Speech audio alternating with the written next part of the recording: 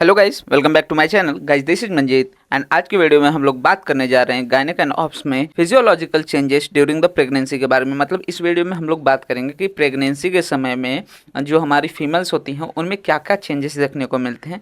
इसी को हम लोग मैटरनल एडाप्टेशंस इन प्रेगनेंसी भी कहते हैं। तो चलिए स्टार्ट करते हैं। सबसे पहले हम लोग देखेंगे क्या क्या चेंजेस यहाँ पे हमें ड्यूरिंग द प्रेगनेंसी फीमेल्स में स्टार्ट हो जाते हैं।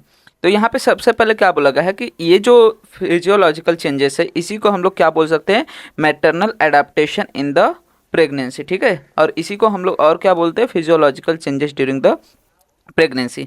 अब बोला गया कि it is described as a condition or a state from the time of the conception up to the time of the delivery. ये कब तक माना जाता है, हम लोग प्रेगनेंसी में जो जो एडाप्टेशन होंगे प्रेगनेंसी के पीरियड को ही मानेंगे। तो प्रेगनेंसी के पीरियड की जो कंडीशन है वो कब से स्टार्ट होती है, from the time of the conception to the time of the delivery. आगे बोला गया है कि a hormone indicating pregnancy can be detected in the blood of the pregnant women as early as 3 days following the fertilisation and in the urine within 1 week of the first missed menstrual period. ठीक है, क्या बोला गया है कि अगर कोई pregnant women किसी ने कंसीव किया है तो ऐसे कंडीशन में अगर पता करना है उसके प्रेगनेंसी का, तो उसके ब्लड में बेसिकली जो हार्मोन लेवल्स होते हैं वो इंडिकेट करते हैं with in the 3 days after the conception या फिर फर्टिलाइजेशन।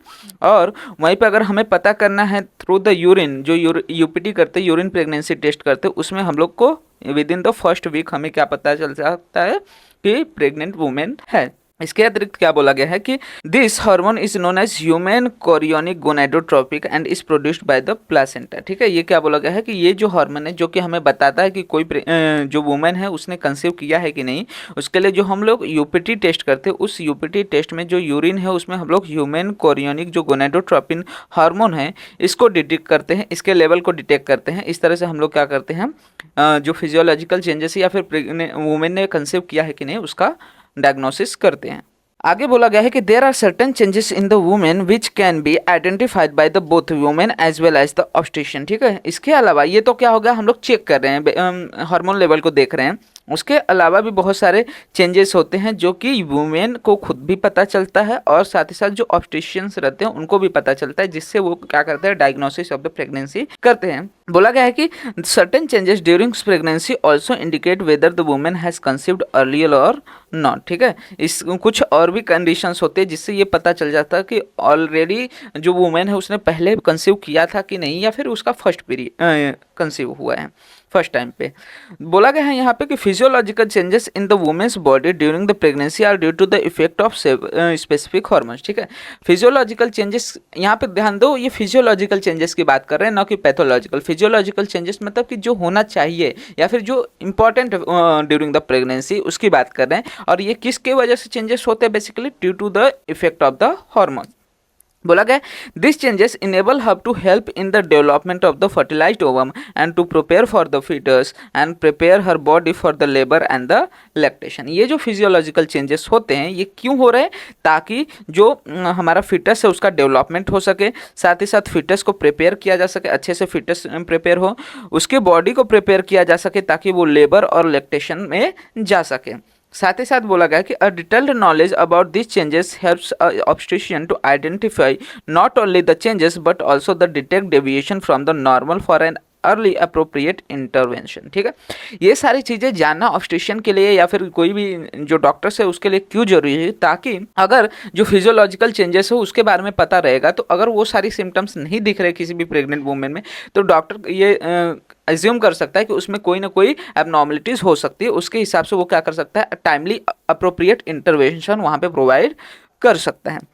इसके अतिरिक्त बोला गया है कि क्या क्या चेंजेस हमें देखने को मिल सकते हैं। तो बोला गया the following are the list of physiological changes will be a great help in rendering the antenatal care to the women. Antenatal care आप लोग को आइडिया होगा, ये हम लोग पेडियाट्रिक्स में भी पढ़ते हैं, गायनेक्स में भी पढ़ते हैं कि जो प्रेग्नेंट वुमेन होती है उसमें हम लोग क्या करते हैं, उसका नेटल पीरियड से मतलब कि जन्म देने से पहले हम लोग जो केयर करते हैं उसको एंटीनेटल केयर कहा जाता है।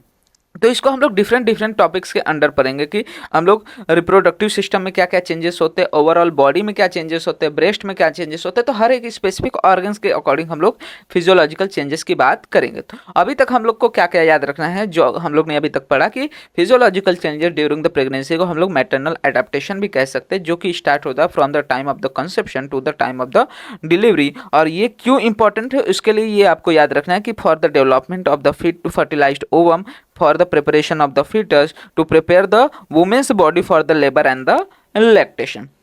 तो सबसे पहले हम लोग बात करते हैं जो जो चेंजेस हमें देखने को मिलते हैं with in the reproductive system of the pregnant women. तो इसमें सबसे बाहर external genitalia that is vulva की जब हम बात करते हैं तो बोला गया है कि जो वेल्वा होता है वो और वेस्कुलर हो जाता है और हाइपरट्रॉफिड हो जाता है, pigmented and varicose veins appears in some. मतलब क्या हो रहा है कि जो हमारा वल्वार रीजन है, जो हमारा एक्सटर्नल जेनिटलिया रीजन है, जो लेबिया माइनोरा लेबिया मेजोरा है, वहाँ पे वेस्कुलरिटी बढ़ जाती है, वहाँ पे ब्लड जो होता है वो ज़्यादा प्रोवाइड होने लगता है और वहाँ पे पिगमेंटेशन देखने को मिलता है, मतलब कि वहाँ का एरिया थोड़ा डार्क कलर में हो जाता है। तो इस तरह से वहाँ पे चेंजेस देखने को मिलते हैं।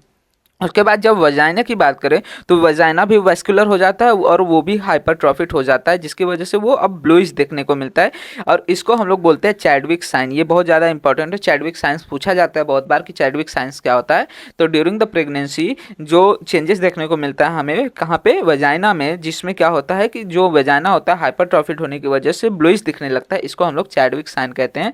और साथ ही साथ वजाइना कैसा हो जाता है, सॉफ्ट फील होने लगता है। जो वजाइना के सिक्रेशन है वो इंक्रीज हो जाते हैं विद इन अमाउंट में भी एंड एसिडिक हो जाते हैं due to the production of the lactic acid, क्योंकि वहाँ पे क्या हो रहा है जो हमारा फिटस है उसको और ज़्यादा प्रोटेक्शन प्रोवाइड करने के लिए लैक्टिक एसिड का प्रोडक्शन वहाँ पे बढ़ने की वजह से इंक्रीज्ड जो अमाउंट है वहाँ पे देखने को मिलता है secretion with in the vagina. तो वल्वा में पिगमेंटेशन हो रहा है, वजाइना में पिगमेंटेशन हो रहा है, साथ ही साथ वजाइना में सिक्रेशन बढ़ रहे हैं। फिर सर्विक्स की बात करें तो सर्विक्स जो होता है it remains 2.5 centimetre long throughout the pregnancy but the hygroscopic properties of the oestrogen causes it to increase in weight. ठीक है, इसका लेंथ नहीं चेंज हो रहा है, जो लेंथ है वो उतना ही है, लेकिन इसका क्या हो रहा है, इंक्रीज हो जा रहा है विथ। बोला गया है कि जो एस्ट्रोजन है it increases the cervical vascularity and if viewed through a speculum the cervix looks purple. ठीक है, नॉर्मली जो हमारा सर्विक्स होता है थोड़ा पिंकिश कलर में दिखता है, लेकिन जब वेस्कुलरिटी बढ़ जाती है तो ऐसे कंडीशन में क्या हो रहा है, हमें जो सर्विक्स है वो थोड़ा पर्पल देखने को मिलता है। तो ये तीन चीज़ें हमें देखने को मिलती हैं। आगे हम लोग बात करते हैं तो बोला गया in late pregnancy the softening of the cervix occur. ठीक है, जैसे जैसे प्रेगनेंसी बढ़ती जाती है टुवर्ड द टर्म्स होता है तो उसके साथ साथ जो सर्विक्स होता है उसका सॉफ्टनिंग बढ़ती जाती है in response to increasing painless contraction occurring throughout the pregnancy. ठीक है, प्रेगनेंसी में क्या हो रहा है, बार बार वहाँ पे क्या होता है, कॉन्स्ट्रक्शंस होते रहते हैं जिसकी वजह से वो पेनलेस कंडीशन हो, इसके लिए वहाँ पे सर्विक्स में सॉफ्टनिंग देखने को मिलती है। इसके अलावा बोला गया कि जो सर्विक्स है वो एक्ट करता है as an effective barrier against infection and also helps to continue the pregnancy. Of course ये क्या करता है, कोई भी असेप्टिक जो इन्फेक्शन है उसको जाने से रोकने का काम वहाँ पे करते हैं। वहीं पे बोला गया कि जो सर्वाइकल म्यूकोजा होते हैं वो हाइपरट्रॉफी हो जाते हैं, यहाँ पे हाइपरप्लेजिया देखने को मिलता है, जिसकी वजह से जो ओपनिंग रहते हैं, गर्थ रहता है, मतलब कि जिससे क्या हो कोई भी बाहर की चीज़ें अंदर न जा पाए। And occupies inner half of the cervix a mucus plug called as the operculum is form between the internal and the external os. ये भी आप इंपॉर्टेंट है, याद कर सकते हैं फॉर द एमसीक्यू पर्पस की। क्या होता है कि जो हमारा इंटरनल और एक्सटर्नल ओएस होता है उसके बीच में म्यूकस का प्लग बन जाता है during the pregnancy and it is called as the operculum. तो हम लोग ने अभी तक वल्वा में चेंजेस देख लिया, वजाइना में चेंजेस देख लिया, सर्विक्स में देख लिया। अब बात करते हैं हम लोग यूट्रस की।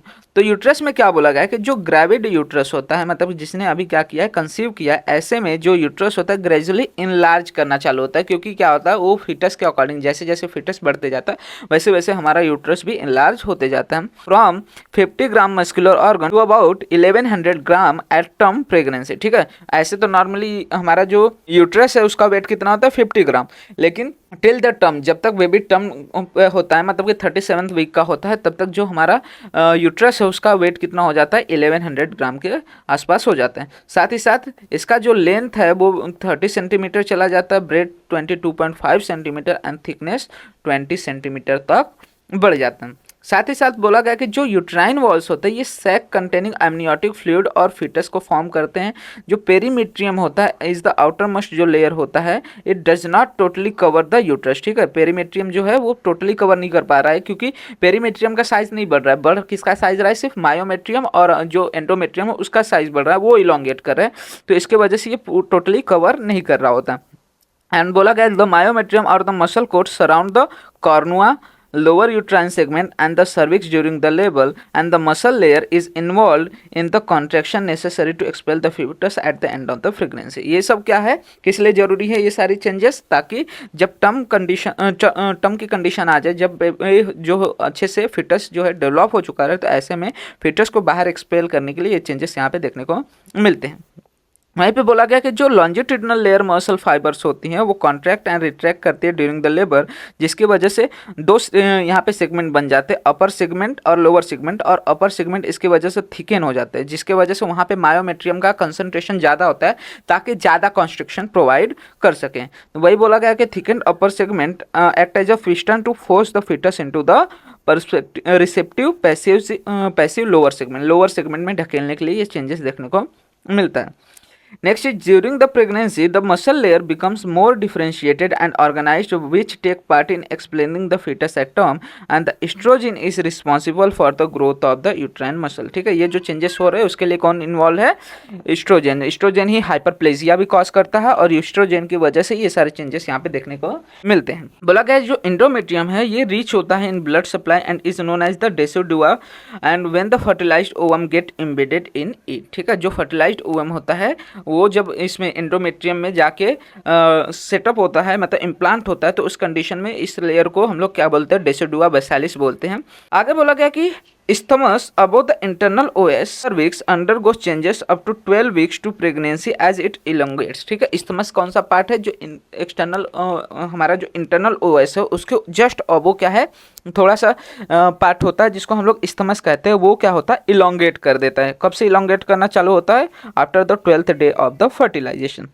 बोला गया thereafter its cavity unfold from downwards and to be included in the cavity of the uterus, it forms the thinner lower segment after the 12th week. ठीक है, जो लोअर सेगमेंट है, मैंने जैसे बोला कि यूट्रस में नॉर्मली तो सेगमेंटेशन नहीं रहते, लेकिन जैसे जैसे टर्म की तरफ जाता है तो दो सेगमेंट बन जाते हैं, अपर सेगमेंट और लोअर सेगमेंट। तो जो लोअर सेगमेंट है वो बोला गया है कि 12th वीक से बनना स्टार्ट होता है, और जो लोअर यूट्राइन सेगमेंट है डेवलप करता है best during the last trimester as the hemispherical segment. ठीक है, इसमें क्या होता है कि ये जो इस्थमस वाला पार्ट है इसके ऊपर वाला पार्ट जो होता है बहुत ज़्यादा थिक हो जाता है, और नीचे वाला पार्ट जो होता है जिसको लोअर यूट्राइन या फिर पैसिव सेगमेंट बोलते हैं वो बहुत ज़्यादा थिन हो जाता है, ताकि वो क्या कर सके, जो पैसेज हैं वो उसको ईजी कर सके, ताकि ईजीली जो फिटस है वो नीचे पास डाउन हो सके। तो यहाँ तक हम लोग ने देखा। अब क्या क्या यूट्राइन शेप में चेंजेस हो रहे हैं? तो यूट्रस जो होता है changes it same from early pregnancy to the anticipate foetal growth and to accommodate the increasing amount of the liquor and the placental tissue. ठीक है, क्या हो रहा है कि प्लासेंटा को अकोमोडेट करने के लिए, साथ ही साथ फीटस को अकोमोडेट करने के लिए जो हमारा यूट्रस है उसके साइज में चेंजेस देखने को मिलता है।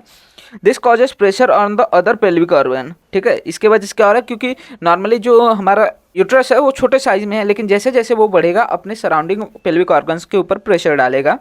और बोला गया at the 12th week of the pregnancy the uterus is no longer anteverted and anteflexed, वो एकदम स्ट्रेट हो जाता है। तो ये हम लोग क्या करते हैं बेसिकली इसके लिए जो कि नॉर्मल डेवलपमेंट हो रहा है कि नहीं फीटस में, हम लोग फंडल हाइट चेक करते हैं। ठीक है, तो उसके अकॉर्डिंग हम लोग क्या करते हैं कि चेक करते हैं कि नॉर्मल डेवलपमेंट वहाँ पे फीटस का हो रहा है कि नहीं। तो जो 12th वीक होता है, मतलब कि 12th वीक का अगर फीटस हो गया तो जो फंडस होगा यूट्रस का may not be palpated abdominally above the symphysis. ठीक है, जब 12 वीक तक हमें कोई भी उतना ज़्यादा सेगमेंटेशन या फिर ज़्यादा अच्छे से फील करने को नहीं मिलेगा, फंडस को हम उतना बाहर पेल्विक जो कैविटी है उसके बाहर फील नहीं कर पाएंगे। लेकिन जैसे ही 16 वीक स्टार्ट होता है तो जो यूट्रस होता है वो reaches half way between the pubic symphysis and the umbilicus and the shape is ovoid. ठीक है, क्या बोला गया कि 12th वीक का रहता है तो हमारा जो फंडल हाइट रहता है वो कहाँ तक रहता है, सिर्फ हमारे प्यूबिक सिम्फाइसिस तक ही रहता है। लेकिन जैसे ही ये 16th वीक का होता है तो जो हमारा यूट्रस है उसका फंडल पार्ट कहाँ पे फील होगा, हमें अम्बिलिकस और प्यूबिक सिम्फाइसिस के सेंटर में फील होगा इस पार्ट पे। तो हम लोग समझ सकते हैं कि जो फीटस है उसका डेवलपमेंट 16 वीक का फीटस हमारा हो चुका है। वहीं पे जब 24 वीक का फीटस होता है तो वैसे पे हमें जो फंडस है उसकी हाइट कहाँ पे देखने को मिलती है, अम्बिलिकस पे देखने को मिलती है। मतलब कि जो हमें जो यूट्रस का फंडस पार्ट है वो कहाँ पे फील होगा, अम्बिलिकस के लेवल पे। वहीं पे 28 वीक का जब हमारा टस हो जाता है तो ऐसे कंडीशन में जो हमें फंडल हाइट है वो फील होता है eight the junction of lower third and the upper 2/3 of the distance between the umbilicus and the Zifi sternum. ठीक है, जिफी स्टर्नम जो हमारा जिफी स्टर्नम है और जो हमारा अम्बिलिकस है उसके लोअर 1/3 पार्ट पे हमें क्या देखने को मिलेगा, फंडल का हाइट देखने को मिलेगी। तो उससे हम लोग बता सकते हैं कि जो हमारा फिटस है वो 28 वीक्स का हो चुका है।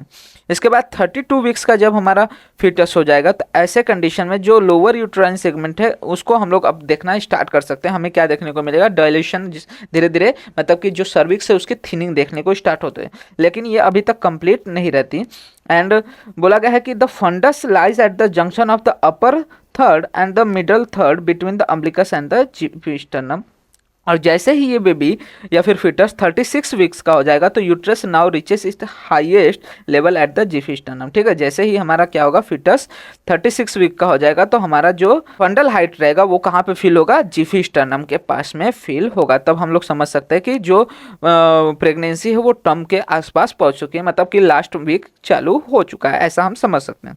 और जब 40 वीक स्टार्ट होगा तो फंडस जो होगा अगेन सिंक डाउन करेगा, क्योंकि क्या हो रहा है कि अब हमारा पोस्ट टर्म में जा रहा है। तो पोस्ट टर्म में जाने की वजह से जो लिकर एमनियाई होता है उसकी जो लेवल होता है वो कम होने लगता है, जिसकी वजह से फंडल हाइट भी डिक्रीज होने लगती है। तो क्या बोला गया कि जैसे जैसे ये हमारा फिटस 40 वीक का होगा तो फंडस जो होगा sink down to the subcostal arch below the ensiform cartilage that is the level of the 32 week of the pregnancy. ठीक है, जिस समय 32 वीक के प्रेगनेंसी के समय इतना हमें फंडल हाइट दिख रहा था उतना ही हमें कब देखने को मिलेगा, 40 वीक के समय पे भी देखने को मिलेगा। वहीं पे बोला गया this is called as the lightening. इसको हम लोग क्या बोलते हैं, बेसिकली लाइटनिंग। लाइटनिंग क्यों बोल रहे हैं, क्योंकि जैसे जैसे हमारा फंडस जो है या फिर यूट्रस ऊपर की तरफ प्रेशर दे रहा था तो हमारा जो कार्डियोपल्मोनरी एम्बैरेसमेंट देखने को मिलता है, मतलब मदर को हेवीनेस फील होता है ब्रीदिंग में, इन सब चीज़ों में। तो जैसे ही वो फंडल हाइट कम होने लगता है तो जो मदर है उसको लाइट फील होता है, इसलिए इस प्रोसेस को हम लोग बोलते हैं लाइटनिंग।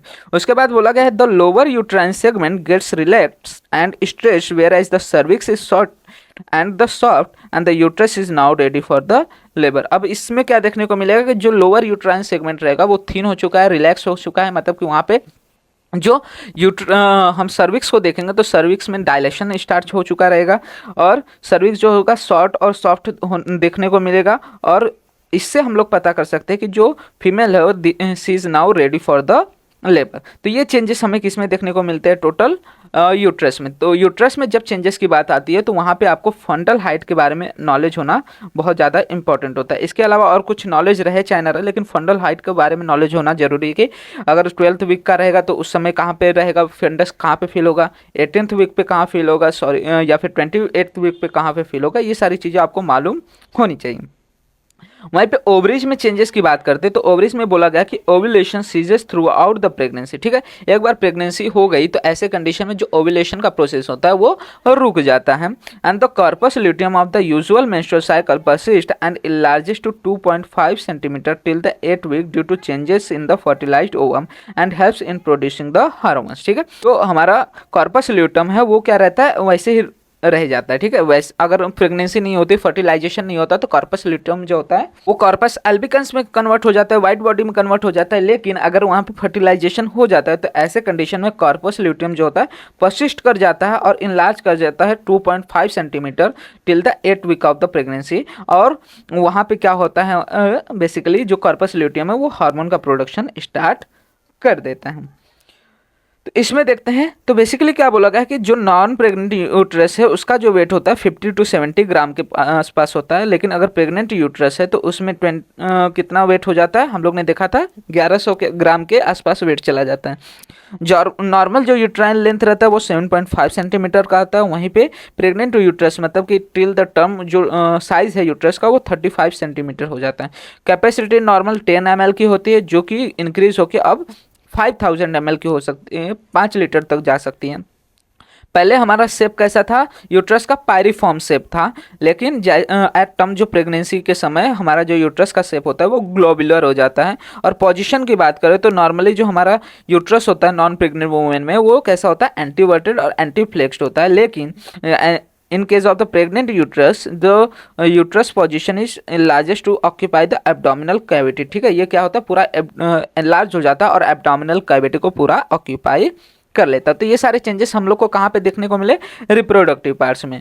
वहीं पे ब्रेस्ट में क्या क्या चेंजेस देखने को मिलते हैं उसकी बात कर लेते हैं। तो बोला गया under the stimulation of the oestrogen. अभी तक हम लोग ने जितना भी हार्मोन देखा सबसे ज्यादा क्या इंपॉर्टेंट आया है, एस्ट्रोजन। प्रेगनेंसी का डिटेक्शन करने के लिए एससीजी हार्मोन इंपॉर्टेंट है, जो कि ब्लड में हमें डिटेक्ट हो जाता है with in the 3 days and urine में with in the 1 week after the fertilisation. वहीं पे एस्ट्रोजेंस जो है ये क्या करता है, ज़्यादातर रिप्रोडक्टिव चेंजेस कॉज करता है, फिजियोलॉजिकल चेंजेस कॉज करता है।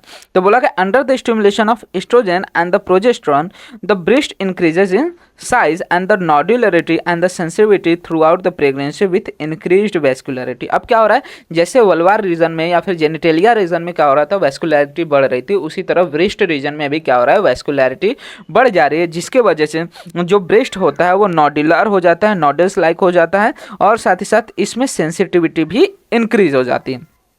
बोला गया जो निपल्स है उसका साइज इनलार्ज करता है और निपल के आसपास का जो एरियोलार रीजन है वो कैसा होता है, और डार्क हो जाता है। यहाँ पे भी हमें पिगमेंटेशन देखने को मिलता है। जो हमारे निपल्स होते हैं वो इरेक्ट हो जाते हैं and the gland of the Montgomery enlarges. ठीक है, ग्लैंड जो होते हैं मोंटोगोमेरी, जो कि हम लोग ने देखा है, ये क्या होते हैं, छोटे छोटे 20 से 30 ग्लैंड्स होते हैं जो कि ओपन होते हैं ऑन द निपल्स, ये भी क्या होते हैं, इनलार्ज कर जाते हैं। बोला गया टोटल जो वेट होता है बिकम्स 0.4 kg। जो हमारा ब्रेस्ट का वेट होता है वो कितना बन जाता है, 0.4 kg, अबाउट 400 ग्राम बन जाता है। एंड बोला गया it enlargement is due to the alveolar proliferation and deposition of the fat. इसका साइज क्यों बढ़ रहा है, क्योंकि ब्रेस्ट के एरिया में फैट का डिपोजिशन बढ़ चुका है। साथ ही साथ यहाँ से एक clear sticky fluid can be squeezed from the 16 week onward. ठीक है, जैसे ही फर्टिलाइजेशन के बाद 16 वीक होता है, ऐसे कंडीशन में हमें क्या देखने को मिलेगा, क्लियर स्टिकी फ्लूइड भी स्क्वीज आउट हो सकता है from the nipples of the pregnant female. बोला गया production of the colostrum occurs in the late pregnancy. जो कोलेस्ट्रॉम होता है, कोलेस्ट्रॉम मतलब क्या, कि जो फर्स्ट जो फीमेल में जो मिल्क का प्रोडक्शन होता है उसको हम लोग कोलेस्ट्रॉम कहते हैं, जो कि रिच इन फैट होता है। तो उसका वहाँ पे प्रोडक्शन स्टार्ट हो जाता है with in the late pregnancy. और बोला गया सेम एरियोला भी जो होता है वो डार्क हो जाता है, पिगमेंटेड हो जाता है। और सेकेंड जोन ऑफ जो पिगमेंटेशन है appears around the primary areola in the second trimester which secondary areola. बोला गया जो ब्रेस्ट है उसका जो ductal system has intense growth during the third trimester. Breast में जो डक्ट हैं, डिफरेंट जो डक्ट्स हैं, उनका जो चेंजेस होता है या फिर ग्रोथ होता है वो कब स्टार्ट हो जाता है, स्टार्ट तो फर्स्ट ट्राइमेस्टर से ही हो जाता है, लेकिन थर्ड ट्राइमेस्टर में ये ज़्यादातर चेंजेस बहुत ज़्यादा तेज़ी से ग्रो होते हुए देखने को मिलता है। उसके अलावा बोला गया कि जैसे जैसे प्रेगनेंसी प्रोग्रेस करती है जो एल्वेलार सेल होते हैं वो क्या हो जाते हैं, सिक्रेटरी हो जाते हैं। एल्वेलार सेल जो कि क्या करते हैं, यहाँ पे सिक्रेशंस करने में मदद करते हैं, उनका सिक्रेशन और ज़्यादा बढ़ जाता है। तो ये सारे चेंजेस हमें देखने को मिलते हैं रिप्रोडक्टिव पार्ट्स में। तो रिप्रोडक्टिव पार्ट्स में क्या क्या याद रखने का, कि जेनिटेलिया रीजन में हम लोग को वल्वार में चेंजेस देखने को मिलते हैं, वजाइना में चेंजेस देखने को मिलते हैं, सर्विक्स में चेंजेस देखने को मिलते हैं, यूट्रस में चेंजेस, और उसके अलावा ब्रेस्ट में भी चेंजेस देखने को मिलते हैं। इसके अलावा हम लोग बात करते हैं अब कि चेंजेस इन अदर सिस्टम, कौन कौन से अदर सिस्टम में हमें चेंजेस देखने को मिलते हैं। तो सबसे पहले आता है हमें कार्डियोवैस्कुलर सिस्टम, मतलब कि हमारे हार्ट में क्या क्या चेंजेस देखने को मिलते हैं। तो बोला गया है heart works more during the pregnancy. इतना याद रखने का, क्योंकि अब क्या करना है, हार्ट को सिर्फ अपने ही बॉडी को पूरा ब्लड नहीं पहुंचाना है, फिटस को भी ब्लड पहुंचाना है। तो ऐसे कंडीशन में हार्ट का जो फंक्शन है वो बढ़ जाता है। तो बोला गया है कि there is a increase in the cardiac volume by the 10%, but there is no changes in the ECG except the slight left axis deviation. ये इंपॉर्टेंट है कि प्रेग्नेंट फीमेल में स्लाइट लेफ्ट एक्सिस डेविएशन देखने को मिल सकता है with in the ECG. और इसमें क्या होता है कि जो कार्डियक वॉल्यूम है उसका जो वॉल्यूम है 10% से इंक्रीज हो जाता है। वहीं पे जो कार्डियक आउटपुट है वो भी इंक्रीज कर जाता है बाय द 15 to 30%। जैसा कि मैंने बोला कि उसको अब क्या करना है, फिटस को भी प्रोवाइड करना है, तो उसके लिए कार्डियक आउटपुट बढ़ जाता है। और कार्डियक जो आउटपुट है increases due to increase heart rate and increase stroke volume. Stroke volume भी बढ़ रहा है और हार्ट रेट भी बढ़ रहा है। और साथ ही साथ बोला गया है कि जो पल्स रेट है at near the term increases by the 10 per minute. ठीक है, जो पल्स रेट है प्रेग्नेंट फीमेल में टर्म के आसपास, पहले या सेकेंड ट्राइमेस्टर में उतना चेंजेस नहीं रहेगा, लेकिन थर्ड ट्राइमेस्टर में वहाँ पे चेंजेस देखने को मिल सकते हैं। वहीं पे बात करते हैं ब्लड प्रेशर की या ब्लड वॉल्यूम की, तो बोला गया ब्लड प्रेशर जो रहता है remains with in the normal limits with mild pregnancy drop in the blood pressure in some women. कुछ वुमेन्स में थोड़ा कम हो सकता है, लेकिन नॉर्मली क्या होता है ब्लड प्रेशर में उतना चेंजेस देखने को नहीं मिलता, या फिर ब्लड वॉल्यूम में भी चेंजेस उतना देखने को नहीं मिलता। वहीं पे वेनस प्रेशर की बात करें तो फीमोरल जो वेनस प्रेशर है rises from 10 centimetre to the 30 centimetre of water. ठीक है, नॉर्मल जो वेनस प्रेशर फीमोरल वेनस में होता है वो कितना होता है 10 सेंटीमीटर का, वो कितना इंक्रीज हो रहा है अब 30 सेंटीमीटर ऑफ वाटर इंक्रीज हो जाता है। ये क्यों हो रहा है? This occurs due to the pressure of gravid uterus on the pelvic vein, क्योंकि अब क्या हो रहा है जो यूट्रस में फीटस है उसका जो प्रेशर है वो किस पे पड़ रहा है, जो यूट्राइन जो पेल्विस में वेन्स है उसके ऊपर पड़ रहा है, जिसकी वजह से वहाँ पे प्रेशर बढ़ जाता है। आगे बोला गया कि blood volume increases from the 10th week and reach at the peak that is about 40 to 50% right at the 30 to 34 weeks, and the red cell volume increases by 350 ml and the plasma volume increased up to 1250 ml। ठीक है, क्या क्या changes देखने को मिल रहा है? सबसे पहले तो वेनस प्रेशर बढ़ रहा है, फिर ब्लड का वॉल्यूम बढ़ रहा है, कब से 10th वीक से बढ़ना स्टार्ट कर रहा है, और जैसे ही टर्म के आसपास पड़ता है तो अबाउट 40 to 50% ब्लड वॉल्यूम में राइज देखने को मिल सकता है। साथ ही साथ रेड ब्लड सेल का काउंट भी इंक्रीज हो सकता है या फिर वॉल्यूम इंक्रीज हो सकता है, साथ ही साथ प्लाज्मा वॉल्यूम में भी इंक्रीमेंट देखने को मिल सकता है। बोला गया on the whole the blood flow increases to many parts of the body such as the uterus, pulmonary, renal and the skin and the platelet count shows slight decrease due to increased concentration and the ESR increases due to the fibrinogen content. ठीक है, दो चीज़ देखने को मिला, flat platelet का count slightly decrease हो रहा है और वहीं पे ESR का काउंट स्लाइटली इंक्रीज हो रहा है, तो ये देखने को मिलता है हमें यहाँ पे। तो ये सारी चीज़ें हमने किसके अंदर देखी? कार्डियोवास्कुलर सिस्टम के अंदर। तो इसमें और क्या क्या चेंजेस देखने को मिल रहा है? तो ब्लड वॉल्यूम जो है नॉर्मल नॉन प्रेग्नेंट में कितना होता है 4000 होता है, वहीं प्रेग्नेंट में 5500, मतलब कि अबाउट 40% इंक्रीज कर रहा है। वहीं पे प्लाज्मा वॉल्यूम हम लोग ने ऊपर देखा कितना होता है 2500 नॉर्मल नॉन प्रेग्नेंट वुमन में होता है, वहीं 1250 से मतलब कि अबाउट 50% से ये इंक्रीज होता है। और रेड सेल का वॉल्यूम अबाउट नॉर्मल में 1400 के आसपास होता है, वो इंक्रीज हो रहा था अबाउट 350 से, दैट इज 1750 हो जाता है, जो कि 25% से इंक्रीज रहा है। तो क्लिनिकल सिग्निफिकेंस क्या होता है यहाँ पे कि इस प्रेग्नेंट फीमेल में फिजियोलॉजिकल अनीमिया की कंडीशन हो सकती है, जैसा कि हम लोग ने देखा कि कुछ फीमेल में स्लाइट ब्लड वॉल्यूम है स्लाइट कम देखने को मिल सकता है। वहीं पे इंट्रायूटेराइन ग्रोथ रिटार्डेशन जो कि इंपॉर्टेंट है, क्योंकि ब्लड वॉल्यूम में कोई चेंजेस आ रहा है या फिर कार्डियोवास्कुलर सिस्टम में कोई चेंजेस आएगा तो ऐसे कंडीशन में उसका इफेक्ट मदर पे और फीटस दोनों पे पड़ेगा। अगर मदर पे पड़ेगा तो उसमें एनीमिया कंडीशन आ सकती है, और वहीं पे फीटस पे पड़ेगा तो ऐसे में फीटल ग्रोथ में रिस्ट्रिक्शन हो सकते हैं। आगे बात करते हैं रेस्पिरेटरी सिस्टम में चेंजेस के बारे में। तो बोला गया कि mucus of the upper respiratory tract shows hyperaemia and the congestion. ठीक है, क्या होता है कि हाइपरेमिया और कंजेशन देखने को मिलता है। There is increased inspiration, so the increased oxygen intake result in the improved oxygen supply to the fetus. ठीक है, जो फिटस है उसको ज़्यादा ऑक्सीजन सप्लाई करने के लिए जो इंस्पिरेशन का रेट है वो इंक्रीज देखने को मिल सकता है। Due to the increase expiration more carbon dioxide is expel and there is a low maternal carbon dioxide leading to easy transfer of CO2 from the fetus to the mother blood. बस इतना याद रखो कि respiratory system में क्या changes हो रहा है कि यहाँ पे जो रेस्पिरेटरी ट्रैक्ट है उसमें हाइपरेमिया या फिर कंजेशन देखने को मिल सकता है। इंक्रीज इंस्पिरेशन रहता है जिसकी वजह से ऑक्सीजन इनटेक अच्छा रहता है। इंक्रीज एक्सपिरेशन होने की वजह से क्या होता है कि कार्बन डाइऑक्साइड का वॉल्यूम कम होने की वजह से जो फिटस से मदर में ब्लड का ट्रांसफर है वो इजीली हो पाता है।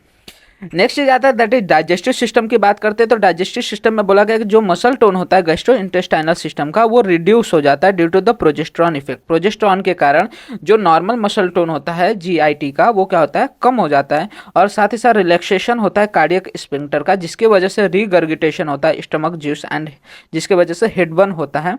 इसके अलावा बोला गया कि diminished gastric motility result in the slow emptying of the stomach. क्या हो रहा है, मोटालिटी जो है गैस कंपार्टमेंट की वो कम होने की वजह से इम्पटिंग ऑफ द स्टमक भी क्या हो जाता है, स्लो हो जाता है, जिसके वजह से उनमें कॉन्स्टिपेशन की जैसी कंडीशन भी देखने को मिल सकती है। इसके अलावा बोला गया है कि जो गम्स है वो स्पॉन्जी हो जाते हैं, वैस्कुलर हो जाते हैं and may bleed during the brushing in many women and the intestines so reduced motility, there is better absorption of the food and the constipation. ठीक है, क्या बोला गया, कॉन्स्टिपेशन की कंडीशन आ सकती है and there is a tendency of gall stone formation due to the high serum cholesterol. तो बस इतना याद रखना है डाइजेस्टिव सिस्टम में कि due to the effect of the progesterone जो नॉर्मल मसल टोन होता है गैस्ट्रोइंटेस्टाइनल सिस्टम का वो रिड्यूस हो जाता है, जिसकी वजह से कार्डियक स्पिंटर भी रिलैक्स होने की वजह से regurgitation of the stomach content देखने को मिल सकता है। नर्वस सिस्टम की बात कर ले तो नर्वस सिस्टम में क्या बोला गया है कि sleepiness is common and mood changes occur in many women. ठीक है, इसमें क्या देखने को मिलेगा, स्लम्पलीनेस देखने को मिलेगा, जो फीमेल रहेगी वो ज़्यादा लेथार्जीनेस फील करेगी, साथ ही साथ मूड चेंजेस देखने को मिल सकता है। बोला गया प्रेगनेंसी जो होता है is one of the periods in the women's life when there seems to be lowering of the ability to cope with the emotional experience. ठीक है, इसमें क्या होता है, बहुत ज़्यादा इमोशनल चेंजेस भी देखने को मिलता है और माइल्ड डिग्री ऑफ डिप्रेशन है या फिर इरिटेबिलिटी भी देखने को मिल सकता है। वहीं पे इसमें क्या बोला गया है कि there may be craving for the certain sour foods, spice food and the coal clay as also called as the pica may be due to the nausea rather than to the nervous instability and the neuritis is common in the pregnancy। तो बस इतना याद रखो कि क्या क्या होता है नर्वस सिस्टम में चेंजेस, की डिप्रेशन कंडीशन या फिर इरिटेबिलिटी देखने को मिल सकती है, मूड चेंजेस हो सकता है और क्रेविंग्स हो सकते हैं डिफरेंट चीज़ों की। यूरिनरी ट्रैक्ट की बात करेंगे तो यहाँ पे क्या होता है, फ्रीक्वेंसी ऑफ मिक्सचुरेशन जो होता है वो बढ़ सकता है, कॉमन हो सकता है in the early pregnancy and the late pregnancy. ठीक है, अर्ली प्रेगनेंसी और लेट प्रेगनेंसी में क्या होता है कि मिक्सचुरेशन की फ्रीक्वेंसी बढ़ सकती है। वहीं पे स्ट्रेस इनकंटिनेंस देखने को मिल सकता है और बोला गया due to the dilation of the ureters and the renal pelvis during the early pregnancy which continues till the mid pregnancy there is a tendency for urinary stasis and this favours the infection. ठीक है, urinary stasis हो सकता है और urinary retention की वजह से वहाँ पे इन्फेक्शन की कंडीशन भी कॉज हो सकती है।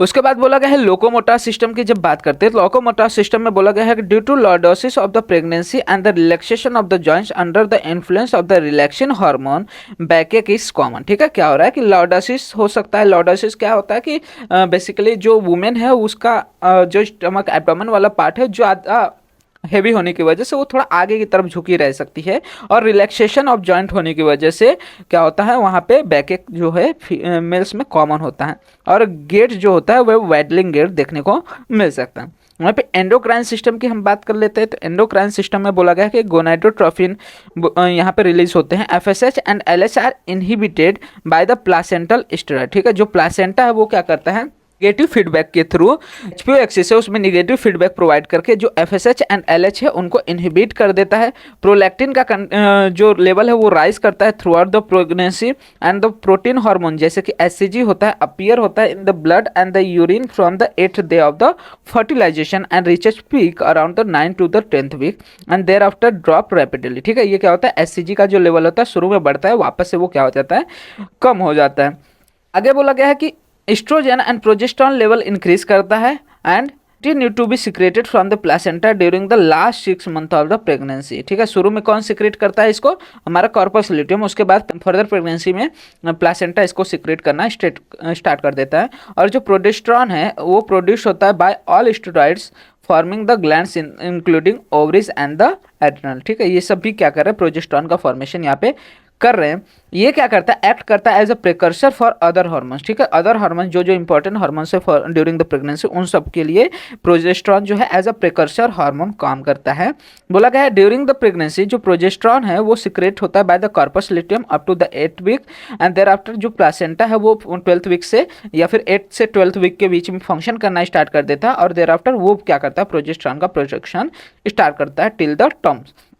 बोला गया the average level of the plasma progesterone जो होता है 12th वीक पे एंड 20th वीक पे एंड टर्म पे वो होता है अबाउट 25 नैनोग्राम पर ml या फिर 80 नैनोग्राम पर ml या फिर 300 नैनोग्राम पर ml। ठीक है, तो 12th वीक पे नॉर्मली कितना होता है 25 नैनोग्राम पर ml, 28th वीक पे ये 80 के आसपास होता है और टर्म के आसपास प्रोजेस्टेरॉन का लेवल कितना होता है 300 नैनोग्राम के आसपास। क्लिनिकल सिग्निफिकेंस की बात कर लेते हैं। क्या क्या क्लिनिकल सिग्निफिकेंस हमें देखने को मिलता है with in the physiological changes. तो सबसे पहले आता है low progesterone. Low progesterone level found in the ectopic pregnancy and the abortion. Abortion और एक्टोपिक प्रेगनेंसी के कंडीशन में लो प्रोजेस्टेरॉन रहता है, और जिसकी वजह से यहाँ पे डिफरेंट कंडीशंस अकर हो सकती है। वहीं पे अगर हाई प्रोजेस्टेरॉन लेवल है तो वो क्या करता है, इंडिकेट करता है कि टी फॉर्म मोल हो सकता है या फिर RH आइसोनाइजेशन की कंडीशन हो सकती है। वहीं पे प्रोलैक्टिन की बात करें तो ड्यूरिंग द प्रेगनेंसी जो प्रोलैक्टिन है वैल्यूज है वो अबाउट 100 मिलीग्राम पर ml तक बढ़ सकता है। और साथ ही साथ बोला गया कि जो डिसिडियल लाइनिंग होती है यूट्रस का, ये कंट्रीब्यूट करती है to the amniotic fluid content of the prolactin. Estriol की बात करें तो जो स्ट्रियोल लेवल है वो ग्रेजुअली रीच करता है अप टू द 20 to 30 नैनोग्राम per ml at term, and extremely low estriol denotes the fetal death और द एनेंसेफेली। ठीक है, अगर ये भी इंपॉर्टेंट है कि लो स्ट्रियोल की कंडीशन है तो ऐसे में फेटल डेथ हो सकता है या फिर एनेंसेफेली की कंडीशन सकती है। वहीं पे ये बढ़ा हुआ देखने को मिले। ठीक है, अगर हाई देखने को मिले तो ऐसे कंडीशन में वहाँ पे मल्टीपल प्रेगनेंसी या फिर RH आइसोइम्यूनाइजेशन की कंडीशन हो सकती है। वहीं पे HPL की बात करें, मतलब कि ह्यूमन प्लासेंटल लैक्टोजेन की बात करें तो वो डायरेक्टली होता है according to the placental mass. Therefore PL level जो होता है हमारा ह्यूमन प्लासेंटल जो लैक्टोजेन लेवल है वो मल्टीपल प्रेगनेंसी के कंडीशन में ज़्यादा देखने को मिलती है। वहीं पे थायराइड ग्लैंड की बात करें तो एक्टिविटी इसका इंक्रीज देखने को मिलता है। ऑक्सीटोसिन की बात करें तो stimulate the uterine contraction at the terms and lead to the labour. ठीक है, जब टर्म की कंडीशन रहती है तो उस समय ऑक्सीटोसिन का लेवल हमें बढ़ते हुए देखने को मिलता है। इसके अलावा आता है wait gain during the pregnancy. हम लोग देखते हैं कि नॉर्मली जो प्रेग्नेंट फीमेल होता है उसमें वेट गेन देखने को मिलता है। तो वेट गेन के डिफरेंट रीजन से, जैसे कि अमनियोटिक फ्लूइड का लेवल बढ़ने की वजह से हो सकता है, फीटस का जो वेट है वो बढ़ने की वजह से यहाँ पे देखने को मिलता है। तो बोला गया continuous weight gain during the pregnancy is a positive sign, क्योंकि ये अच्छा है। अगर वेट गेन नहीं हो रहा है तो हो सकता है कि फिटल रिटार्डेशन हो रहा हो, इंट्रायूटेराइन फिटल रिटार्डेशन हो सकता है या फिर फिटल डेथ की कंडीशन हो सकती है। इसलिए अगर वेट बढ़ते जा रहा है तो उस प्रोपोर्शनेट मैनर में तो वो पॉजिटिव साइन है।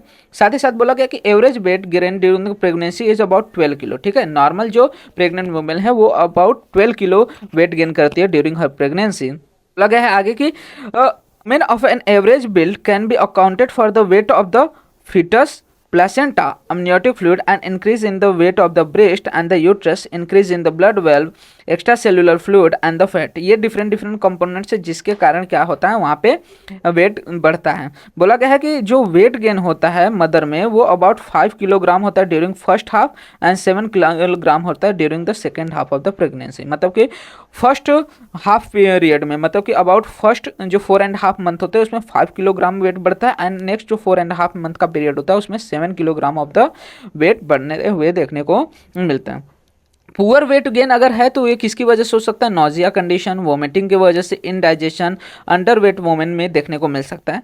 और इनएडिक्वेट फूड, ओवरवर्क या फिर मैटरनल इलनेस कोई है, chronic illness, intrauterine growth retardation या फिर फीटल डेथ है, तो ये सभी फैक्टर को हम लोग वहाँ पे कंसिडर कर सकते हैं, जिस कंडीशन में क्या होता है पुअर वेट गेन की कंडीशन देखने को मिल सकती है। जो एक्सेसिव वेट गेन है ये क्यों हो सकता है? ओवर वेटिंग की वजह से, एक्सेस वाटर इनटेक की वजह से, एडिमा की वजह से, या फिर फीटस लार्ज हो, या फिर मल्टीपल प्रेगनेंसी हो, या फिर ओवर वेट वुमेन हो, तो ऐसी कंडीशन में वहाँ पे एक्सेसिव वेट गेन भी देखने को मिल सकता है। तो कौन कौन है जो कि वेट में हम लोग को बेसिकली कंट्रीब्यूट कर रहा है? तो ब्रेस्ट हम लोग ने देखा अबाउट 400 ग्राम इसका वेट बढ़ता है, फैट अबाउट 3.5 किलोग्राम से वेट बढ़ता है, प्लेसेंटा जो कि 600 ग्राम तक का वेट बढ़ाता है, फीटस जो कि 3.5 kg तक का वेट बढ़ा सकता है, एमनियोटिक फ्लूइड अबाउट 1 लीटर मतलब कि 0.8 किलोग्राम तक का वेट बढ़ा सकता है, यूट्रस का वेट अबाउट 900 ग्राम तक बढ़ता है, ब्लड वॉल्यूम का वेट जो ब्लड वॉल्यूम है वो 1.2 लीटर तक इंक्रीज करता है, एक्स्ट्रा सेलुलर फ्लूइड जो 1. तो सब मिला के टोटल 12 किलोग्राम तक का वेट बढ़ाने में हेल्प करते हैं with in the pregnant women.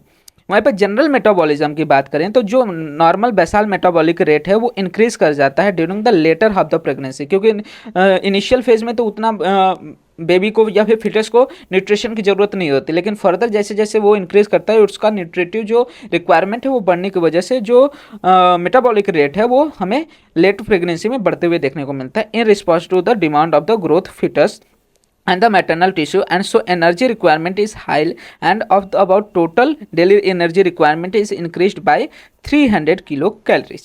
बोला गया glycosuria occurs in 10% of women probably due to the lowering of the renal threshold for the glucose. ठीक है, रेनल जो थ्रेशोल्ड होता है ग्लूकोज का वो 10% वो कम हो जाता है, जिसके वजह से 10% अबाउट ग्लूकोज यूरिया देखने को मिल सकता है इन द प्रेग्नेंट वुमेन। और एक्स्ट्रा सेलुलर जो वाटर रिटेंशन है वहाँ पे देखने को मिल सकता है, जो कि हम लोग ने देखा कि जो ECF है उसका वॉल्यूम बढ़ते हुए देखने को मिलता है।